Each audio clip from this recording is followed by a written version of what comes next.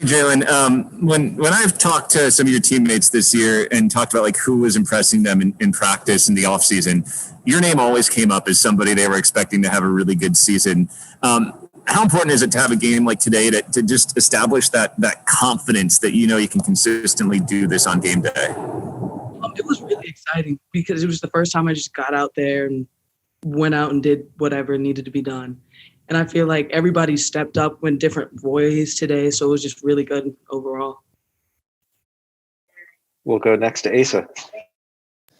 Hey, Jaelyn. That kind of post-up move you have where you're posting up and the kind of that spin fadeaway look you're getting from that, you really look so comfortable hitting like with that tonight. Hit it at least a couple of times. Is that a shot that you're getting more comfortable with? You feel like you've had that in your arsenal for a long time? Can you talk about that a little bit? I feel like that's one of my favorite shots. I don't know how it goes in, but it does. So I just take it. We'll go next to Eric. Jaelyn, what, if anything, did you think was kind of the biggest difference for you today than maybe the first couple of games? I know we were talking with AJ Cohn before the game, and he said that he felt like it was going to come if you just kind of it would start to come together, a little confidence, and it would come, and it certainly did today. What did you feel like was the biggest difference today? I feel like we came out slow, and I just didn't want us to stay slow.